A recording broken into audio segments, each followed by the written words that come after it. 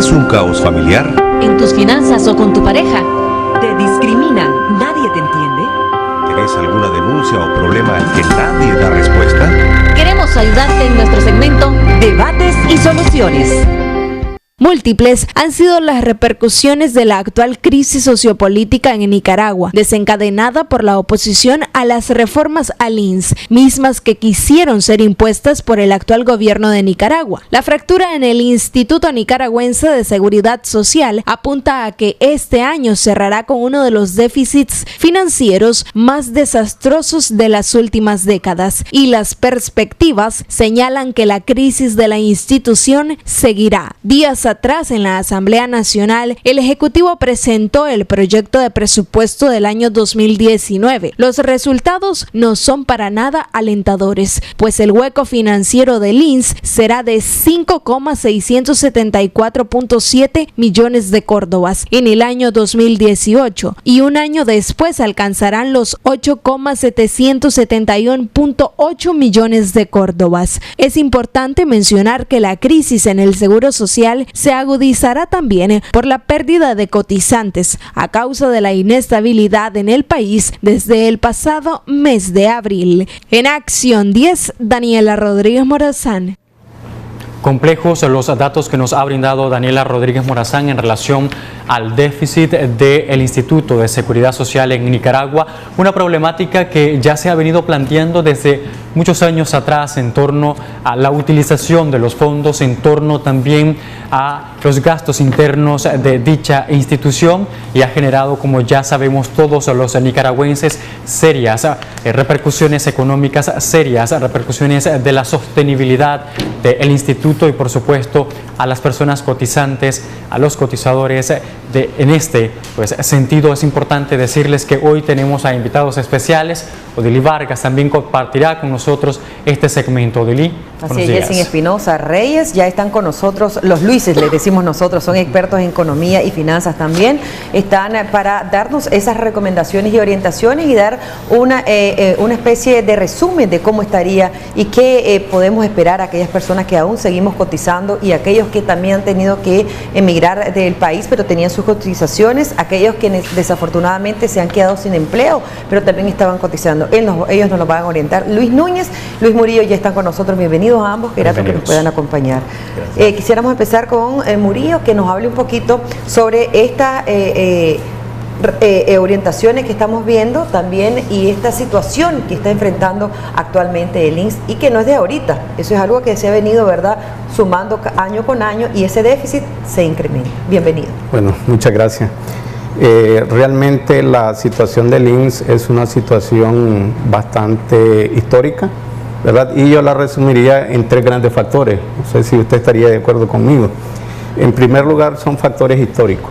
Realmente el Seguro Social comienza en la década de los años 20, cuando un conjunto de países centroamericanos decidieron, ¿verdad?, establecer políticas públicas de seguridad social.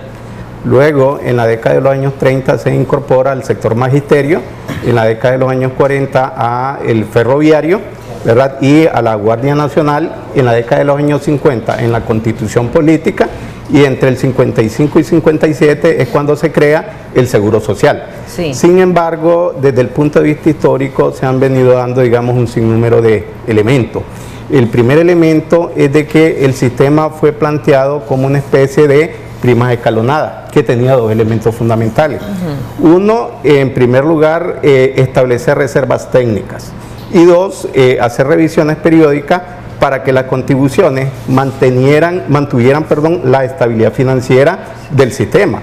Sin embargo, al final y hasta nuestros días, lo que se ha establecido es un sistema de reparto simple, en donde prácticamente los que cotizan ahorita el 6.25% en el caso de los trabajadores y 19,5% en el caso de los empleadores, sustentan a lo que van a estar pensionados. También desde el punto de vista histórico hay algunos elementos.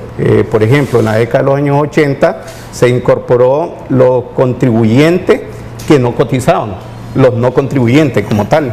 Sí. Y también se pasaron algunas instalaciones, ¿verdad?, a mano del sistema de salud, y luego en la década de los años 90 se pasó lo que es el sistema de enfermedad y maternidad a la llamada clínicas previsionales, que prácticamente han generado, digamos, una descapitalización del sistema. Esos son como los factores históricos, pero también hay algunos factores endógenos. ¿Cuáles son algunos factores endógenos? En primer lugar, los altos costos administrativos, financieros. Hoy por hoy el Seguro Social tiene de costos y gastos administrativos el 7%, cuando debería ser el 2.5%. Otro de los factores exógenos es el mal manejo de las inversiones, que desde el punto de vista jurídico se establece una tasa del 7.5%. 5% nivel de evaluación y 2.5% tasa de interés real. Pero también hay algunos factores exógenos que no escapan y no están en manos del Seguro Social. Uno, el nivel de informalidad de la economía, ¿verdad? Y otro factor exógeno es la característica de nuestro mercado laboral, es decir, poco calificado, alto grado de informabilidad, etcétera, de tal manera de que ya los estudios se habían establecido que desde el año 2012-2013 a como sucedió, veníamos teniendo un déficit que prácticamente necesitaban una reforma de carácter estructural, ¿verdad? Sí, de estas personas incluidas en el Instituto Nicaragüense de Seguridad Social, en este momento actualmente no están incluidos ni la Policía Nacional ni el Ejército de Nicaragua. ¿Cómo estarían también muchas de estas percepciones de las personas que han cotizado? Luis, quizás también nos abordas un poquito en ese sentido, porque hay una cantidad importante que ha dejado de cotizar y eso también viene a abonar a ese déficit del IMSS. Sí, bueno, creo que sí, pues totalmente de acuerdo lo que decía el doctor en ese sentido, cómo históricamente pues se ha venido desarrollando el IMSS desde los primeros intentos en 1920, cuando comenzó pues precisamente el sistema de pensión en Centroamérica. Pero aquí es interesante lo que decías, porque la semana pasada hablábamos de 142,000 cotizantes que ya no iban a estar, que estaban fuera del sistema, pero ayer, así viendo los cálculos, esta cifra hoy amaneció, ayer estaba a 156,000.4. Sí. Es decir, estamos hablando de 10,000 más y parece que la cuenta va creciendo bastante rápido. Wow. Y estamos hablando de 800, quedamos en 839,000 cotizantes en el seguro. De una masa, y a propósito lo que decía, de una masa de casi de por lo menos 3 millones de trabajadores. Sí. Es decir, nosotros somos abrumadoramente una economía informal y eso es un factor que incide directamente en los ingresos del Seguro Social. Es decir, 800,000 cotizan ahorita, ¿ya?, de una masa, como decía, de 3 millones. Aquí hay una serie de factores que quiero retomar algunos aspectos también que tienen que ver, que son prácticamente problemas de política, ¿verdad?, con respecto al IMSS y con respecto incluso al manejo de las mismas empresas estatales que le han costado carísimo al Estado nicaragüense. De hecho, yo soy del criterio de que el IMSS no va a quebrar mientras tenga a los socios que tiene, es decir, nosotros, el pueblo nicaragüense, que es el que paga los platos rotos. Por ejemplo, voy a salirme del IMSS y vamos a ir el caso del Banco Nacional de Desarrollo. Quebró. El Banco Nacional en los últimos 40 años tuvo una historia de reestructuraciones que le costaron, las últimas, creo que todavía las estamos pagando. La última costó $200 millones, que los dio el BID, un préstamo del BID para sanear el Banco Nacional de Desarrollo, que la siguiente vez, a la vuelta de unos 5 años, ya estaba otra vez quebrado. Y entonces ya los organismos internacionales dijeron, hasta aquí llegamos. Sí. Y esa es la historia de nuestras instituciones estatales, de nuestras empresas estatales y del IMSS. El IMSS ha sido utilizado también para una serie, y no solamente este gobierno, ¿ya? Por ejemplo, el gobierno de Arnoldo Alemán, nosotros conocemos todos los grandes problemas y escándalos que se dieron durante la administración en cuanto al manejo de las finanzas del IMSS, y luego el gobierno de Enrique Bolaños, que también trabajó en función de eso, pero también no se pudo. Es decir, se creó una comisión de alto nivel, se creó la Comisión Técnica Interinstitucional para revisar precisamente el rumbo que llevaba el IMSS. Si, por ejemplo, no hubiera llegado este gobierno y se mantienen la tendencia de los gobiernos y se sigue manejando el IMSS a como se estaba manejando, precisamente el punto de inflexión era el 2015. El IMSS iba a comenzar precisamente su caída estrepitosa. Entonces estamos hablando de que aquí es un problema de política y de manejo. Totalmente de acuerdo. Nosotros vemos todo el sistema, incluso es uno de los, por ejemplo, de los acuerdos del gobierno de Nicaragua con el Fondo Monetario Internacional, plantearon la posibilidad de hacer un sistema mixto, es decir, del sistema de reparto más un sistema de ahorro. Sí. Más o menos creo que fue para el acuerdo del 2010, más o menos con el Fondo Monetario, es decir, se plantea porque realmente el sistema, como lo mencionaba, ya está agotado. Es decir, aquí hay que buscar una serie de soluciones. Y se ha trabajado, como decía Arnoldo Alemán, yo me imagino que gastó una millonada en los estudios que hizo de Prost y Melinsky, que no sé pues cuál es la utilidad que pudo haber tenido, por lo menos en dinero pudo haber costado una buena cantidad. Eso fue una especie de auditoría.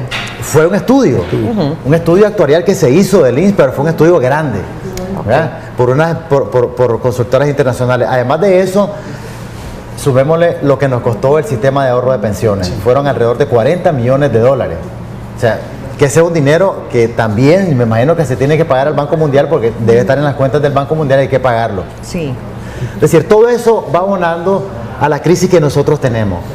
Ahora, las reformas paramétricas, que estas son reformas paramétricas las que se plantearon con el gobierno de Don Enrique.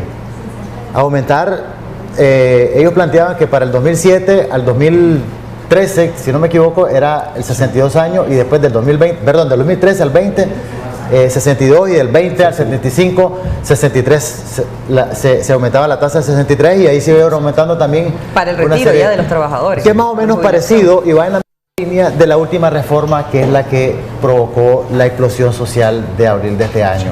Más o menos va dirigida sobre lo mismo. Esa fue como la gota ya que derramó el vaso. Claro, pero esos son cambios, son paramétricos, es decir, para ponerlo en términos sencillos, quizás no sea lo más correcto, pero es como para captar más dinero, pues. Así es. Ya, dinero rápido.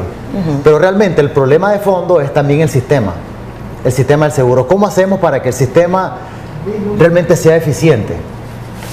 Porque con la tasa, por ejemplo, que tenemos ahorita, la forma como se está recaudando, creo que también no es sostenible, por lo menos en el mediano plazo, y se está viendo ahorita. Tenemos, voy a leer o dar lectura textualmente a lo que ha contestado en relación a este caso. Él sería el presidente, ¿no?, de FUNIDES.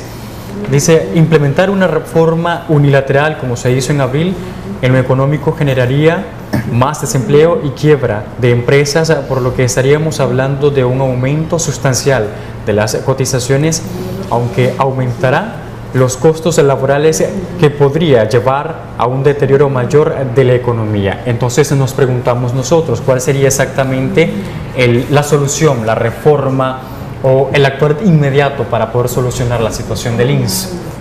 Bueno, en primer lugar, el problema del INS no es aislado. Tendría que establecerse un conjunto de medidas de política económica integral. Una de ellas es la parte de la política fiscal, ¿verdad? Si vos no tenés los recursos suficientes, el presupuesto general de la República en el futuro va a ser insuficiente. Y un segundo elemento, que es de carácter estructural, es prácticamente trabajar en un mercado laboral con un empleo más estable, porque uno de los mayores problemas, como muy bien decía Luis, es prácticamente una de las variables paramétricas, y es el nivel de contribución, que dicho sea de paso, incluso el sector privado ya está un poco agotado, porque prácticamente tiene el 19,5%, y en la última reforma que se echó para atrás el gobierno lo querían llevar a 22-23%, ante lo cual no es lo más adecuado. Yo quería, digamos, poner un punto que es fundamental, que abona, digamos, a esta crisis. A ver, a partir de 1979 el Estado incumplió con un elemento fundamental de sostenibilidad, y es de que la contribución del Estado al Seguro Social era del 0.25% por trabajador. Entonces, hasta el año 2012-2013, cuando se implementó una política por parte del Fondo Monetario Internacional, se adeudaba 500 millones de dólares. Wow. En la actualidad son 600 millones de dólares. Entonces, ¿qué es lo que sucede? De que en el año 2012-2013, la solución en ese momento era sacar una serie de bonos y pagar esa deuda en 50 años. Una de las medidas que está planteando el Fondo Monetario Internacional es disminuir, en este caso, de 30 a 20 años, con el objetivo de que el Estado prácticamente comience a asumir su responsabilidad. También hay otro elemento fundamental, y es el hecho de que el presupuesto general de la República comience también a asumir algunos elementos que son una carga pesada para el Seguro Social, como las pensiones especiales, como aquellas cotizaciones de no contribuyentes, ¿verdad? De no contribuyentes, y algunos gastos administrativos que son demasiado elevados. ¿Entra ahí la pensión reducida? El problema de la pensión reducida, y aquí tengo a Luis que es abogado, bueno, yo estudié Derecho pero no lo ejerzo. A ver, el problema de la pensión reducida es de que una vez a mí me preguntaron, ¿qué piensa usted de la pensión reducida? Entonces yo le digo, mire, si yo en este caso soy una persona, un trabajador común, y desde el punto de vista social está bien, pero si yo soy economista yo diría de que no. ¿Por qué? Porque cuando vos tenés un sistema de seguridad social, el que va a pagar la contribución, ¿verdad?, el que está trabajando de carácter permanente, es el que va a tener sus repercusiones en el futuro. Entonces, ¿qué es lo que sucede? De que se establece una medida que aquellas personas que tuvieran entre 250 y 750 semanas le iban a pagar una pensión reducida, y eso no es sostenible para un seguro social. Yo diría de que regresáramos a la década de los años 80 y meter la parte de bienestar, porque en su momento se llamó INSBI. Perfecto. Hasta esa parte debemos de hacer un corte comercial. Usted quédese pendiente porque hay mayor ampliación de este tema, Odeli. Así es, ya volvemos. Estamos en este momento en Debates y Soluciones con dos expertos en economía y también en derecho, hablando un poco sobre este déficit del INS, quiénes serán los principales perjudicados, qué sucederá con aquellas pensiones que ya están prontas a realizarse. Ellos nos lo van a orientar. Pero también, Jessy, estábamos abordando un poco sobre esos beneficios que también podrían estarse viendo afectados de los pensionados y asegurados. Efectivamente. Al igual y en contexto a ello, importante mencionar que hay dos puntos medulares que van relacionados o direccionados en torno al déficit que hoy hay, y es precisamente los gastos administrativos. ¿Qué son estos gastos administrativos? ¿Qué significan y cómo han lacerado al instituto? Uno, como primera instancia, como segunda instancia también los préstamos que se informa han salido de este instituto, a quién se les ha entregado este préstamo, bajo qué normas, bajo qué regularidad, quién lleva esos préstamos, quién los ve exactamente. Son temas que acá debemos de tratar para poder que la población pueda entender realmente qué es lo que sucede con el déficit del INS. Bueno, en primer lugar, los gastos administrativos son todos aquellos gastos operativos que tiene el Seguro Social. Y en el año 2006 estaban a nivel del 8%, que eran altos todavía, 2.5% deberían de ser, y ahorita a un nivel del 13%. ¿Y cuáles son algunos elementos fundamentales? Yo estuve revisando, digamos, la cantidad de empleados del INS, y antes del año 2006 tenía menos de 1.500. Sí. En la actualidad tiene 4.000. Pero el dato más interesante es el siguiente. Cuando tenía menos de 1.500, solamente 89 de los empleados ganaban más de 20.000 cordos. En la actualidad, casi 2.000 de los 4.000 ganan 20.000 cordos. Entonces, ¿qué es lo que sucede? De que la carga, ¿verdad?, de gastos administrativos es demasiado pesada, y prácticamente es uno de los elementos que está ahogando al INS. Sí. El otro punto es el caso de la inversionista, es decir, el INS genera algo que se llama fondos de inversión. Correcto. Es decir, te capta una contribución de empleados, del gobierno, que aunque no la ha dado, ¿verdad?, y de las empresas, y luego te la puede meter al sistema financiero. La ley establece de que debe de recuperar la devaluación, que es el 5%, y una tasa entre el 2 o 2.5%. Estamos hablando del 7.5%.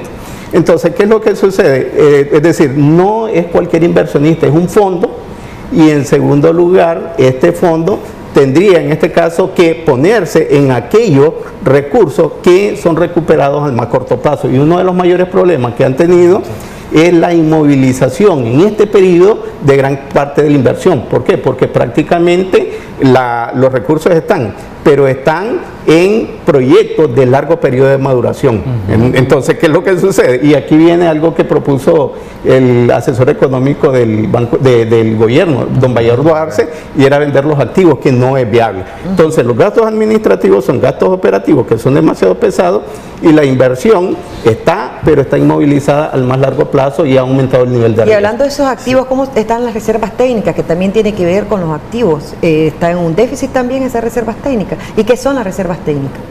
Sí, mira, aquí solo para puntualizar también lo de la inversión, la ley dice que estas inversiones tienen que ser dirigidas a fortalecer la posición de las pensiones del INS, y precisamente van dirigidas a esas reservas técnicas. Es decir, no es cualquier inversión. Sí. No es que, bueno, en Wall Street me están ofreciendo una tasa de inversión interesante, voy a ir a invertir allá y voy a meter dinero a esa ruleta rusa. O voy a meter de riesgo, pero voy a tener un buen dinero. No. El INS dice tiene que ser una inversión segura, tiene que ser de fácil retorno y que sea para fortalecer la posición y las reservas técnicas ¿No pueden ser a largo plazo? No pueden ser a largo plazo, es que depende si a largo plazo yo voy a estar recuperando, por ejemplo, anualmente, una cantidad fuerte, vale, entonces la pena. es viable, pero hay que analizarlo bien. Para eso existe un reglamento, existe la ley que indique que realmente esa inversión es viable para el INS. El problema es que las inversiones que se han realizado en el INS han sido inversiones realmente que no están dentro del ámbito de aplicación del instituto, y entonces algunas veces, bueno, se cuestionaba ahorita que una de las inversiones es de financiamiento. El INS no es un financiador, el INS no es un banco, no puede estar financiando obras de privados, etcétera, pues que es lo que se ha cuestionado, y lo que no solamente ahorita, sino históricamente. Sí. No es también el financiador del Estado. Recordemos que el único agente financiero que existe aquí es el Banco Central, no el INS. Correcto.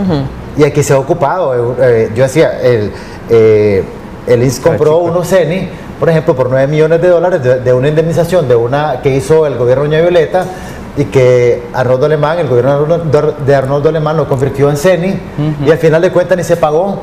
Y cuando la Contraloría le preguntaron en el 2004 que cómo hacía para recuperar ese dinero, simple y sencillamente dijeron, prescribió.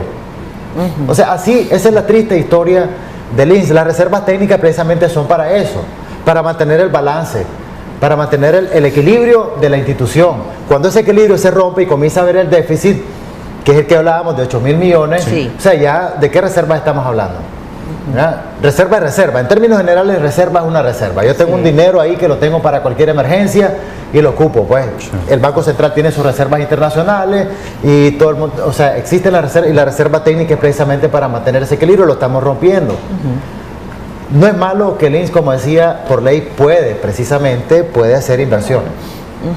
Lo puede hacer, pero existe un reglamento. Ya estamos a poco tiempo de terminar, pero ¿cómo traducirle esto a la población, a esa cantidad de asegurados que en este momento no saben cómo va a quedar su situación porque han dejado de laborar y no tenían las 750 semanas cotizadas?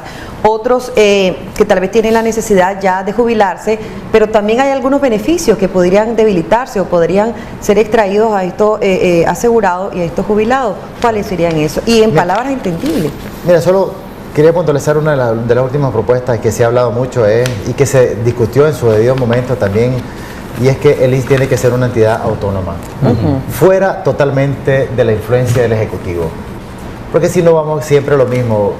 Me acuerdo un economista eminente, el doctor Francisco Lainez, me decía, a veces Somoza llamaba, llamaba a la institución y le decía, dame 5.000 pesos, que eran $5.000 en ese entonces, para fulano de tal.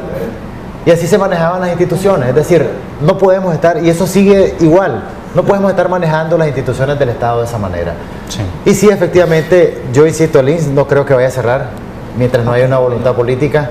En el mundo creo que no ha habido, históricamente, un antecedente. No sé si hay un país que puede ser, tal vez, no sé, sin pensiones, pues no sé, pues, pero no sé, dejo. Solo para ir cerrando nada más, entonces la conclusión es que se necesita un acuerdo para poder de inmediato proceder a mejorar, a reestructurar, que yo sé que va a ser a pasos lentos porque estamos con un déficit excepcional, colosal, por decirlo de alguna manera. Sí, pero el problema del INS, repito, no se va a resolver de manera independiente. Es decir, si en este país no se hacen reformas a la parte fiscal y al mercado laboral, lo que vamos a establecer son reformas del INSS que prácticamente van a interpolar o extrapolar el problema más adelante. Es decir, aquí el diálogo es fundamental y buscar cómo generar un país más viable. Ok, y lo importante también que los beneficiados, en este caso los asegurados, no salgamos perdiendo mucho, ¿verdad? Es lo que se espera. Es lo que esperamos. Lo que se le pide a Dios realmente. Poco tiempo. Es lo que esperamos, es lo que esperamos. Yo creo que usted ya está bastante claro, están nuestros expertos ahí, también veíamos los números de teléfono en pantalla de ellos. Si quiere en este tema usted profundizar y darse cuenta un poquito desde el punto de vista económico y también legal, con gusto le van a atender. Agradecemos a nuestros dos invitados, los Luises, le dice Odilio Vargas, muy amables, ¿no?, por transmitirnos ese conocimiento en términos de la economía, en términos del déficit, en términos de este Instituto de Seguridad Social que realmente mantiene en preocupación a su población, pero se debe de llegar a una solución porque Nicaragua no puede caer en el colapso.